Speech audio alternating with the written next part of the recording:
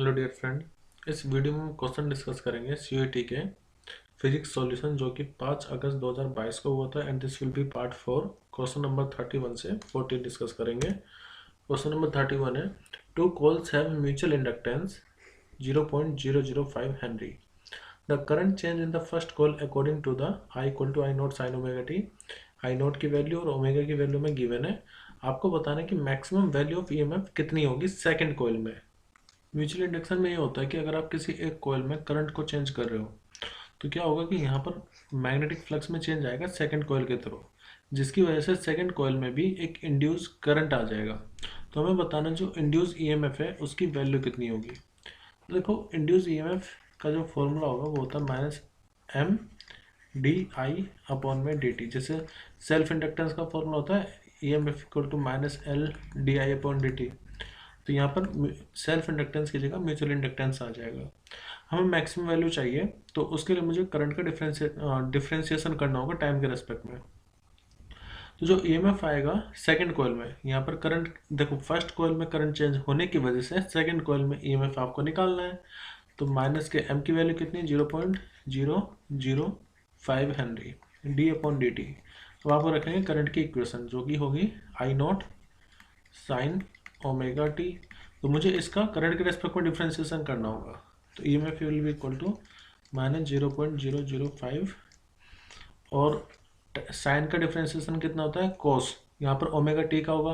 देखो आई नोट का तो डिफ्रेंशिएशन होगा नहीं, फिर इसको मैं अलग कर देता हूँ डी अपॉन डी टी। फिर आई नोट को तो हम बाहर निकालेंगे, हो जाएगा साइन ओमेगा टी। साइन का डिफ्रेंशिएशन कितना होता है, वो होता है कोस ओमेगा टी। और क्योंकि ओमेगा टी का भी डिफ्रेंशिएशन करोगे तो उसकी वजह से आ जाएगा ओमेगा।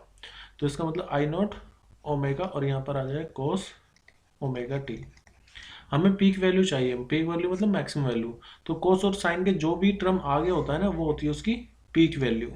तो जो पीक वैल्यू होगी या मैक्सिमम वैल्यू होगी वो कितनी हो जाएगी, जो भी कोस और साइन के आगे आता है ये टर्म, यानी कि एम इंटू में आई नॉट इंटू में ओमेगा। एम की वैल्यू कितनी, 0.005। आई नॉट की वैल्यू गिवन है 10 और ओमेगा की वैल्यू है 100 पाई रेडियन पर सेकेंड। तो देखो, पॉइंट को आप हटा करके नीचे 1000 लिखोगे, 1000 आई कैंसिल होकर के सिर्फ कितना मिलेगा, 5 पाई। तो अपना सही आंसर होगा ऑप्शन डी। जो सेकंड कॉइल में ईएमएफ जनरेट होगा वो टाइम डिपेंडेंट होगा, कोस के हिसाब से चेंज होगा वो। क्वेश्चन नंबर 32 है, Bohr's model of atom is. देखो, ये दूसरा क्वेश्चन है जो इसी एग्जाम में आया हुआ है बोर मॉडल के बारे में। तो बोर मॉडल, और उसमें भी यही पूछा गया था। सो बोर मॉडल एप्लीकेबल होता है एक इलेक्ट्रॉन एटम्स के लिए, आयंस के लिए जिसमें एक इलेक्ट्रॉन हो। तो ओनली हाइड्रोजन नहीं कह सकते, हाइड्रोजन लाइक एटम के लिए होता है जिसमें एक इलेक्ट्रॉन होगा, तो ये तो नहीं होगा। Only one electron atom only नहीं कह सकते, चाहे एटम हो आयन हो, एक इलेक्ट्रॉन उसमें रहना चाहिए। तो ऑप्शन सी सही होगा। सब तो नहीं हो सकता क्योंकि और भी तो गलत हो ही गया है। तो option C will be correct. Question number 33 है, आपको वोल्टेज दर के साइन ओमेगा टी पर डिपेंड कर रही है प्योर कैपेसिटर में। Angular frequency, the value of angular frequency कितनी होगी इंस्टेंटेनियस पावर की। अगर मैं वोल्टेज की एंगुलर फ्रीक्वेंसी देखूँ तो वो सिर्फ ओमेगा है, लेकिन पावर का जो फॉर्मूला होता है इंस्टेंटेनियस पावर का, वो रहेगा वोल्टेज इंटू में करंट, वी इंटू में आई। दोनों ही टाइम डिपेंडेंट होंगे, तो मैं लिख देता हूँ it is a function of time. अब ये प्योर कैपेसिटर की बात हो रही है। प्योर कैपेसिटर में जो करंट होता है वो लीड करता है बाय पाई बाय 2 रेडियन। तो अगर मान लीजिए ये ईएमएफ की इक्वेशन है, जो करंट होगा it will be I not sine omega T के साथ मैं ऐड कर दूंगा पाई बाय 2 रेडियन, क्योंकि करंट लीड करता है प्योर कैपेसिटर में।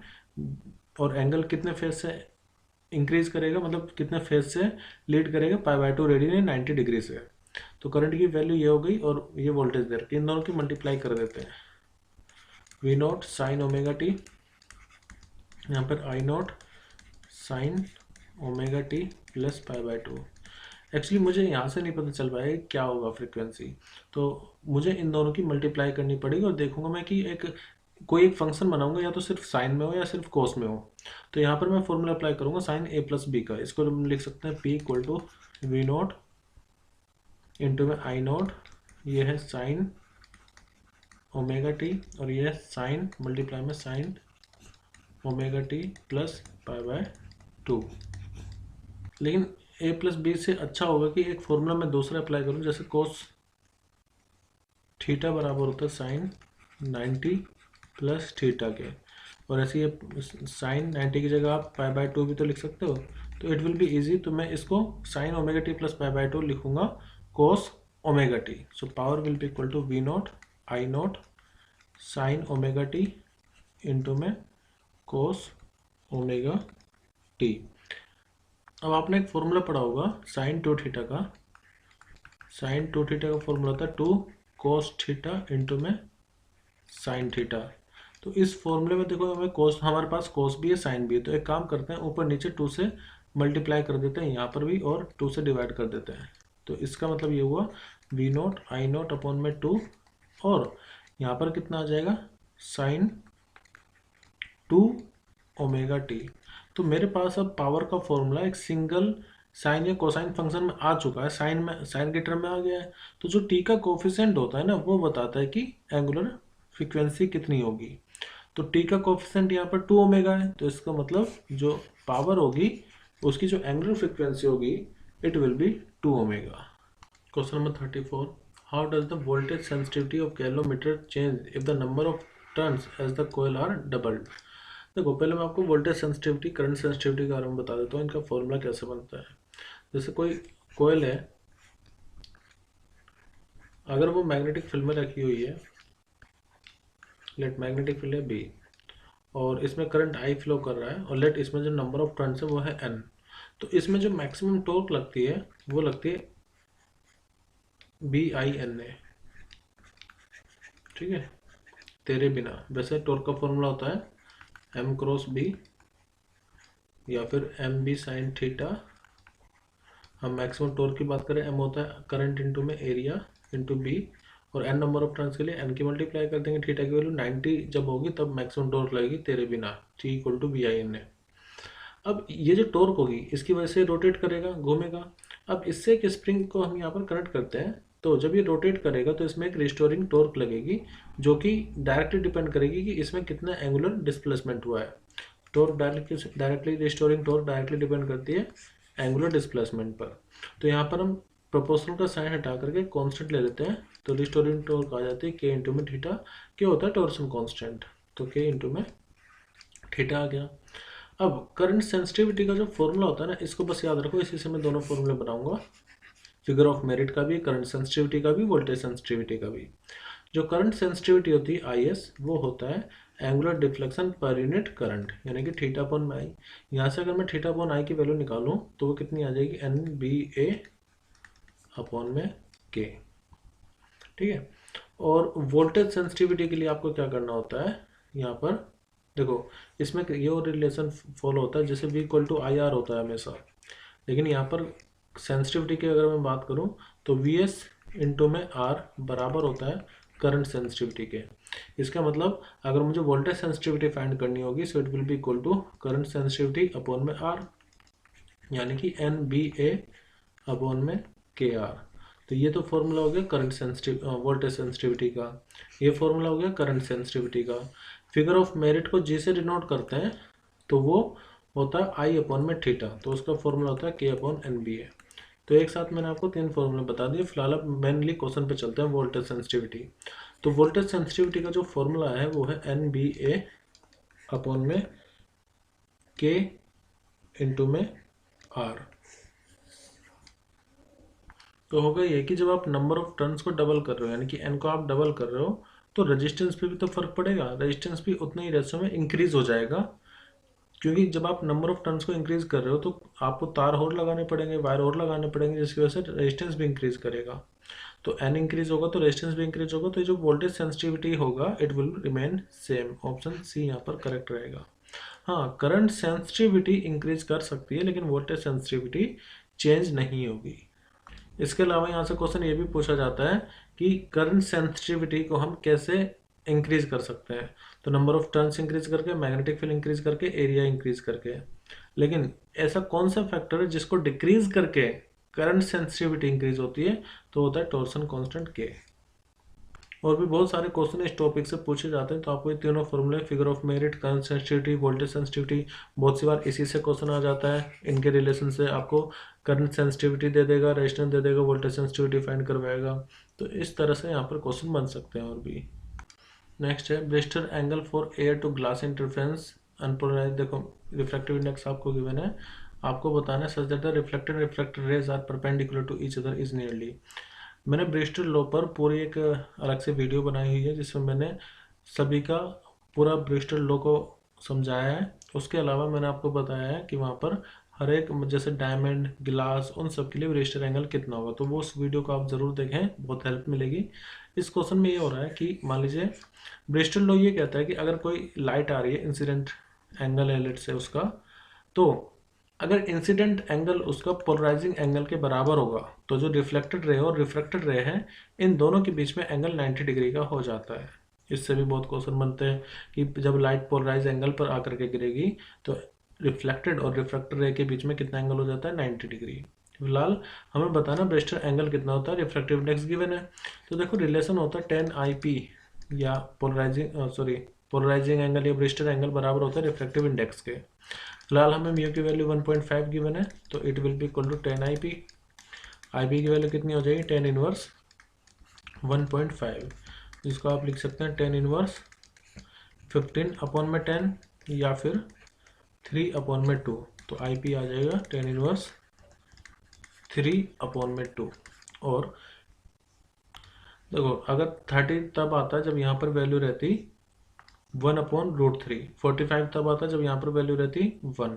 तो ये दोनों तो ऑप्शन होंगे नहीं, ना तो 30 ना 45। एक्चुअली यहाँ पर सही आंसर होगा ऑप्शन बी, ब्रिस्टर एंगल। वैसे भी आप ग्लास के लिए ध्यान रखना, ग्लास के लिए ब्रिस्टर एंगल की वैल्यू होती है 57 डिग्री, वाटर के लिए ब्रिस्टर एंगल की वैल्यू होती है 53 डिग्री, डायमंड के लिए वैल्यू होती है 63 डिग्री के आसपास, डायमंड के लिए 62 डिग्री। तो आप उस वीडियो को ज़रूर देखें, मैं उसको डिस्क्रिप्शन बॉक्स में ऐड कर दूंगा उसका लिंक, काफ़ी हेल्प मिलेगी ब्रिस्टर एंगल पर, ब्रिस्टर लो पर। नेक्स्ट क्वेश्चन डिस्कस करते हैं अब। क्वेश्चन नंबर 36, न्यूक्लियर फोर्स को रिगार्डिंग आपको करेक्ट स्टेटमेंट चूज करनी है। न्यूक्लियर फोर्स कौन सी फोर्स होती है, जो न्यूक्लियंस के बीच में लगे। जैसे मान लीजिए न्यूक्लियस है तो प्रोटॉन न्यूट्रॉन के बीच में फोर्स लगती है, और ये ना शॉर्ट रेंज फोर्स होती है, मतलब जब तक ये न्यूक्लियन इस न्यूक्लियस के अंदर रहेंगे तभी तक इनके बीच में न्यूक्लियर फोर्स एक्ट करेगी। अगर इनके बीच में सेपरेशन बहुत ज़्यादा हो जाता है तब ये न्यूक्लियर फोर्स नहीं लगती। और ये जो न्यूक्लियर फोर्स है ये स्पिन डिपेंडेंट होती है, स्पिन डिपेंडेंट होती है, लेकिन चार्ज पर डिपेंड नहीं करती, चार्ज पर डिपेंड नहीं करती, मतलब चार्ज इंडिपेंडेंट होती है। ठीक है। दूसरा, जो न्यूक्लियर फोर्स है वो स्ट्रॉन्गेस्ट फोर्स होती है, स्ट्रॉन्गेस्ट फोर्स इन नेचर। दूसरा मैंने आपको बताया कि शॉर्ट रेंज फोर्स होगी, शॉर्ट रेंज फोर्स। अब इन सब में से ऑप्शन देखते हैं। पहला है nuclear force are much weaker than the Coulomb. नहीं बेटा, ये स्ट्रॉन्गेस्ट फोर्स होती है, तो ये तो नहीं होगा सही, हमें करेक्ट स्टेटमेंट लेनी है। The nuclear force between two nuclears falls rapidly to zero as the distance is more than few femto. तो ये बिल्कुल सही बात है, जैसे डिस्टेंस अगर फेम्टोमीटर से ज़्यादा हो जाता है तो न्यूक्लियर फोर्स उनके बीच में लगेगी नहीं, जीरो हो जाएगी। सी स्टेटमेंट है nuclear force are charge dependent. नहीं, मैंने बोला चार्ज इंडिपेंडेंट होगी। Nuclear force are long range force. No, it is short range force, तो ये भी नहीं होगा, तो ऑप्शन बी होगा। दूसरा और बता देता हूँ मैं आपको, ये जो न्यूक्लियर फोर्स होती है नॉन कंजर्वेटिव और नॉन सेंट्रल फोर्स होती है। 37, आपको सेमीकंडक्टर के लिए ग्राफ बताना है रेसिस्टिविटी वर्सेस टेम्परेचर का। मुझे लगता है कि जितने भी कॉम्पिटिटिव एग्जाम्स बनते हैं उन सब में जो पेपर सेटर होते हैं उनका फेवरेट टॉपिक यही होता है कि ये पता करना कि रेसिस्टिविटी टेम्परेचर में किस तरह से चेंज होती है। चाहे वो कॉपर के लिए पूछ लेते हैं कभी, सेमीकंडक्टर के लिए, नाइक्रोम के लिए, हर एक कॉम्पिटिटिव एग्जाम्स में आप देखोगे ये क्वेश्चन जरूर पूछा जाता है इस टॉपिक पर बेस्ड। फिलहाल सेमीकंडक्टर की बात हो रही है। सेमीकंडक्टर में अगर आप टेम्परेचर को इंक्रीज करते हैं तो रेसिस्टिविटी डिक्रीज होती है सेमीकंडक्टर के लिए। तो इस हिसाब से हमारा करेक्ट आंसर होगा, इसमें तो इंक्रीज हो रही है, इसमें भी इंक्रीज हो रही है, ये तो होगा नहीं, तो ऑप्शन सी सही होगा, एक्सपोनेंशियली डिक्रीज करती है। Option C will be correct. हाँ, ये ग्राफ नाइक्रोम के लिए ठीक है, ये ग्राफ कॉपर के लिए सही है, मेटल के लिए, और ये तो किसी के लिए सही नहीं होगा। तो इस तरह से आप देख सकते हैं ये सेमीकंडक्टर के लिए है।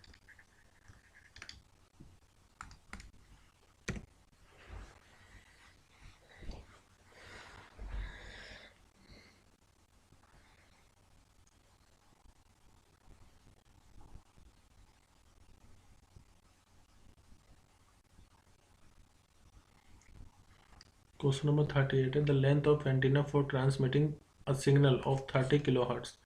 तो ये आपको फ्रीक्वेंसी गिवन है। फ्रीक्वेंसी देखो, जो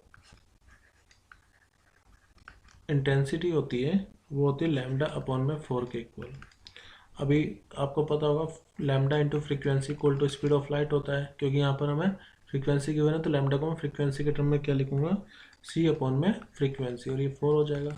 सी की वैल्यू 3 इंटू 10⁸, 4 फ्रीक्वेंसी 30 किलो है ना, किलो को मतलब 10⁻³ से मल्टीप्लाई करना होगा। तो जब आप इसको सोल्व करेंगे तो हमारा आंसर आएगा 2.5 किलोमीटर, यानी कि ऑप्शन सी। क्वेश्चन नंबर 39 है a conducting road of mass m and length l is charged horizontally with help of two insulating threads such that the road is along the east west direction। मैं इसको इस तरह से मान लेता हूँ, late ए north east west और south. तो रोड इस तरह से रखी हुई है। अब इसमें जो करंट है वो वेस्ट से ईस्ट की तरफ फ्लो कर रहा है, तो करंट की डायरेक्शन है इस तरफ, यानी कि ईस्ट की तरफ, और इसको 2 धागों से बांधा हुआ है, तो लेट ये थ्रेड है। अब होगा क्या कि इसका कुछ वेट होगा, दे भी रखा है मास m, तो वेट जो होगा इसका डाउनवर्ड होगा mg। अब इस वेट की वजह से इन धागों में टेंशन आ जाएगी ऊपर की तरफ, ठीक है, tension will be in upward direction. तो आपको ये करना है कि what should be the magnitude and direction of the magnetic field so that the tension in the thread become zero, कि इनमें टेंशन बचे ही ना, उसके लिए आपको डायरेक्शन फाइंड करनी है मैग्नेटिक फील्ड की, और मैग्नीट्यूड। देखो मैग्नीट्यूड तो डायरेक्टली आप ऐसे कर सकते हो कि जो फोर्स डाउनवर्ड होगी वो अपवर्ड फोर्स के बराबर होनी चाहिए। डाउनवर्ड फोर्स कौन सी, mg, अपवर्ड फोर्स कौन सी होगी। तो इसमें आपको पता होगा कोई भी वायर जब भी मैग्नेटिक फील्ड में रखा हुआ है उसमें करंट आई जा रहा है, एल इसकी लेंथ है, तो उस पर फोर्स लगता है ILB। वैसे तो F equal to I L cross B होता है, तो यहाँ पर हम परपेंडिकुलर डायरेक्शन में फोर्स लगाएंगे साइन थीटा, तो साइन 90, तो फोर्स जो मैक्सिमम लगेगी ILB लगेगी। तो मैं mg को यानी कि वेट को इक्वल किसके रख लूँगा, ILB के। तो b की वैल्यू कितनी हो जाएगी, mg अपॉन में I इंटू में लेंथ ऑफ द वायर। तो सब ऑप्शन में mg अपॉन IL है, तो उससे तो कोई काम चलेगा नहीं, हमें फाइंड करनी पड़ेगी direction of the magnetic field. अब देखो जैसे वेट नीचे है तो इस पर हमें मैग्नेटिक फील्ड तो लगानी है, लेकिन मैग्नेटिक फील्ड की डायरेक्शन कुछ इस तरह से होनी चाहिए कि वेट अगर नीचे है तो मैग्नेटिक फोर्स ऊपर की डायरेक्शन में लगे। मैग्नेटिक फोर्स कहाँ लगनी चाहिए, अपवर्ड डायरेक्शन में मैग्नेटिक फोर्स लगनी चाहिए। अब ये कैसे पता चला है कि मैग्नेटिक फोर्स तो ऊपर लगनी चाहिए, तो डायरेक्शन ऑफ मैग्नेटिक फील्ड कितनी होनी चाहिए, हमें डायरेक्शन ऑफ, देखो हम अपवर्ड चूज नहीं करेंगे क्योंकि ये मैग्नेटिक फील्ड की डायरेक्शन, मैंने जो अपवर्ड बोला है वो मैग्नेटिक फोर्स की डायरेक्शन बोला है। इस फॉर्मूले के अनुसार जो फोर्स होती है मैग्नेटिक फोर्स, वो डायरेक्शन ऑफ करंट या कह लो कि लेंथ और जो मैग्नेटिक फील्ड है उन दोनों के परपेंडिकुलर डायरेक्शन में फोर्स लगती है। तो ये फोर्स इस तरफ लग रही है, डायरेक्शन ऑफ करंट जो इस तरफ है, तो मैग्नेटिक फील्ड जो होगी वो इन दोनों के परपेंडिकुलर डायरेक्शन में रहेगी। तो देखो एक बात तो श्योर है, मैग्नेटिक फील्ड अपवर्ड डायरेक्शन में नहीं होगी, क्योंकि मैंने ऊपर की तरफ क्या मान रहा हूँ, ऊपर की तरफ मैंने माना है फोर्स, तो अपवर्ड डायरेक्शन में नहीं होगी, तो इसको कैंसिल कर देते हैं। और जो मैग्नेटिक फील्ड होगी वो डाउनवर्ड डायरेक्शन में नहीं होगी क्योंकि परपेंडिकुलर होगी इन दोनों के, तो डाउनवर्ड डायरेक्शन में भी मैग्नेटिक फील्ड नहीं होगी।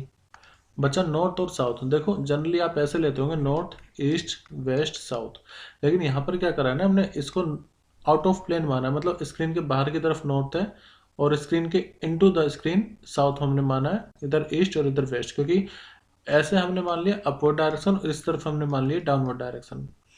तो एक बात तो श्योर है कि ये सी और डी तो हो गई कैंसिल। अब ये देखना है कि नॉर्थ होगा या साउथ होगा। नॉर्थ का मतलब out of the screen, south का मतलब इनटू द स्क्रीन। तो उसके लिए आपको देखो यहाँ पर मैं अगर इस फॉर्मूले का इस्तेमाल करूँ F equal to I L cross B, तो जो फोर्स लग रही है वो किस तरफ लग रही है, मैंने इसको इस तरह से एक्स वाई जेड एक्सिस मान ली है।